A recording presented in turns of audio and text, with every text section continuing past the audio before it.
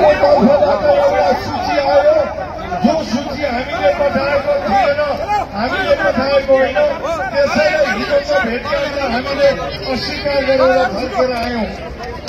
आज हामी मन्त्रालयमा गयौं, मन्त्रालयमा कुरा भयो, माननीय मन्त्रीहरूले पनि कुरा राख्नुभयो, हामीले कुरा राख्यौं, सबै हाम्रो तर्फबाट जाने साथीहरूले फोन गरिराखेको र हामीले एउटै कुरा गर्यौं, माननीय मन्त्रीज्यू, यस पटकको आन्दोलनको पहिलो शब्द पनि अग्रगामी शिक्षा ऐन हो, अन्तिम शब्द पनि अग्रगामी शिक्षा ऐन हो।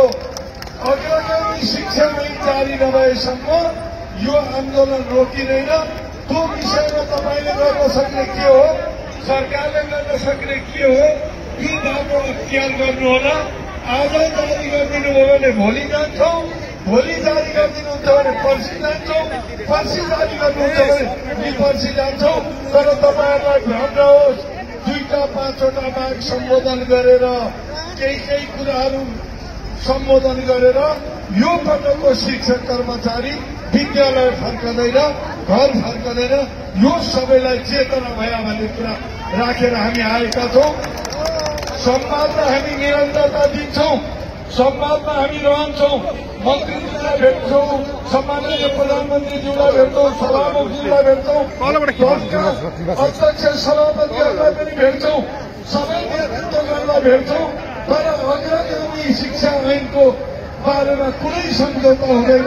यहाँलाई त्यही जानकारी गराउँछु। र अहिले निर्णायक बलका लागि साथीहरू थप्न, पालिकाबाट आउने धम्कीहरू, अरू प्रशासनबाट आउने धम्कीहरूलाई खारेज गरेर आन्दोलनको मोर्चामा निरन्तर डटिरहन हार्दिक आग्रह गर्दछु। र अन्त्यमा आदरणीय साथीहरू, फेरि म नारा भन्छु, यहाँहरूले सिंहदरबार फर्किने गरी थर्किने गरी नारा भनिदिनु होला। नेपाली शिक्षक कर्मचारी के भन्छ? अग्रगामी शिक्षा ऐनले भन्छ। नेपाली शिक्षक कर्मचारी के भन्छ? हल्लियो तर चर्केन। नेपाली शिक्षक कर्मचारी के भन्छ? नेपाल शिक्षक महासंघ जिन्दाबाद, नेपाल शिक्षक महासंघ जिन्दाबाद। धन्यवाद, नमस्कार।